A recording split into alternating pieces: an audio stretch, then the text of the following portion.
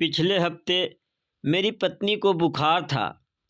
पहले दिन तो उसने बताया ही नहीं कि उसे बुखार है। दूसरे दिन जब उससे सुबह उठा नहीं गया तो मैंने यूं ही पूछ लिया कि तबीयत खराब है क्या। उसने कहा कि नहीं, तबीयत खराब तो नहीं है, हाँ थोड़ी थकावट है। मैं चुपचाप अखबार पढ़ने में मशगूल हो गया। ज़रा देर से उस दिन वो जगी और फटाफट उसने मेरे लिए चाय बनाई, बिस्किट दिए और मैं अखबार पढ़ते पढ़ते चाय पीता रहा। मुझे पता लग चुका था कि उसे थोड़ा बुखार है और ये बात मैंने उसे छू कर समझ भी ली थी। खैर, मैं यही सोचता रहा कि मामूली बुखार है, शाम तक ठीक हो जाएगा। उसने थोड़े बुखार में ही मेरे लिए नाश्ता तैयार किया। नाश्ता करते हुए मैंने उसे बताया कि आज खाना बाहर है, इसलिए तुम खाना मत बनाना। उसने धीरे से कहा कि अरे ऐसी कोई बात नहीं, खाना तो बना दूंगी। लेकिन मैंने कहा कि नहीं नहीं, दफ्तर की कोई मीटिंग है, उसके बाद खाना बाहर ही है। फिर मैं तैयार होकर निकल गया। मैं पुरुष हूँ, पुरुष मजबूत दिल के होते हैं। ऐसी मामूली बीमारी से पुरुष विचलित नहीं होते। मैं दफ्तर चला गया। फिर अपनी मीटिंग में मुझे ध्यान भी नहीं रहा कि पत्नी की तबीयत सुबह ठीक नहीं थी। खैर, शाम को घर आया तो वो लेटी हुई थी। उसे लेटे देखकर भी दिमाग में एक बार नहीं आया कि यही पूछ लूँ कि कैसी तबीयत है। वो लेटी रही। मैंने अपने कपड़े बदले और पूछ बैठा कि खाना। पत्नी ने मेरी ओर देखा और लेटे लेटे उसने कहा कि अभी उठती हूँ, बस अब ठीक हूँ। जैसे ही उसने कहा कि मैं ठीक हूँ, मुझे ध्यान आ गया कि अरे सुबह तो उसे बुखार था। खैर, अपनी शर्मिंदगी छिपाते हुए मैंने कहा कि कोई बात नहीं, तुम लेटी रहो। मैं रसोई में गया। मैंने अंदाज़ा लगाया कि उसने दोपहर में खाना नहीं खाया, क्योंकि खाना तो बना ही नहीं। मैंने फ्रिज से कुछ कुछ निकाला, उसके लिए ब्रेड जैम लिया और अपने पति धर्म को निभाते हुए, खुद पर गर्व करते हुए उसके आगे खाने की प्लेट कर दी।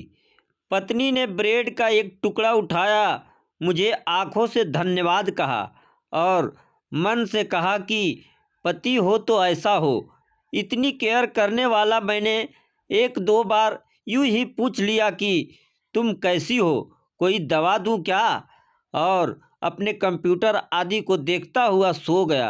पत्नी अगली सुबह जल्दी उठ गई। मुझे लगा कि वो ठीक हो गई है और मैंने फिर उसके बुखार पर चर्चा नहीं की। मैंने मान लिया कि वो ठीक हो गई है। कल मुझे सर्दी हो गई थी, 2-3 बार छींक आ गई थी। घर गया तो पत्नी ने कहा कि तुम्हारी तो तबीयत ठीक नहीं है।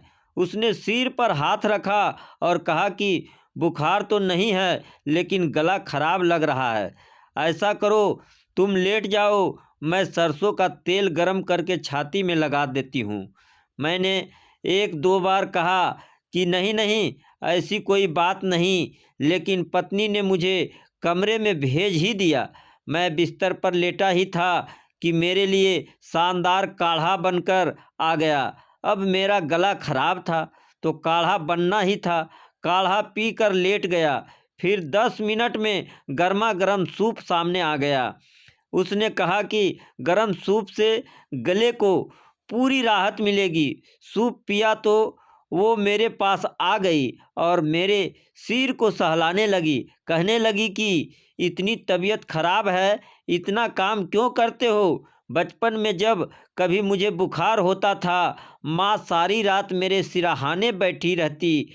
मैं सोता था, वो जागती थी। आज मैं लेटा हुआ था, मेरी पत्नी मेरा सिर सहला रही थी। मैं धीरे धीरे सो गया। जागा तो वो गले पर विक्स लगा रही थी। मेरी आँख खुली तो उसने पूछा, कुछ आराम मिल रहा है?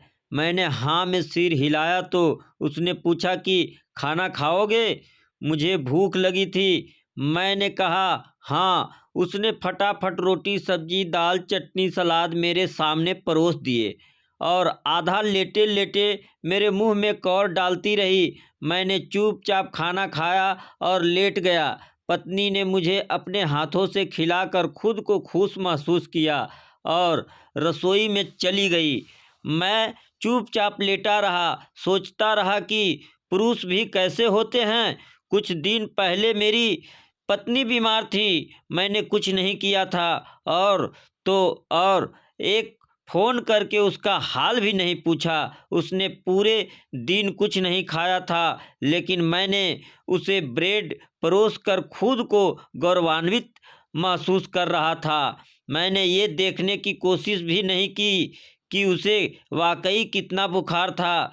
मैंने ऐसा कुछ नहीं किया कि उसे लगे कि बीमारी में वो अकेली नहीं, लेकिन मुझे सिर्फ जरा सी सर्दी हुई थी और वो मेरी माँ बन गई थी। मैं सोचता रहा कि क्या सचमुच महिलाओं को भगवान एक अलग दिल देते हैं। महिलाओं में जो करुणा और ममता होती है वो पुरुषों में नहीं होती क्या? सोचता रहा। जिस दिन मेरी पत्नी को बुखार था, उस दोपहर जब उसे भूख लगी होगी और वो बिस्तर से उठ ना पाई होगी, तो उसने भी चाहा होगा कि काश उसका पति उसके पास होता। मैं चाहे जो सोचूं, लेकिन मुझे लगता है कि हर पुरुष को एक जन्म में औरत बनकर ये समझने की कोशिश करनी ही चाहिए कि सचमुच कितना मुश्किल होता है औरत होना, माँ होना, बहन होना, पत्नी होना। यह कहानी आपको कैसी लगी कमेंट के माध्यम से हमें ज़रूर बताएं और ऐसे ही कहानी सुनने के लिए हमारे चैनल को लाइक और सब्सक्राइब ज़रूर करें। धन्यवाद।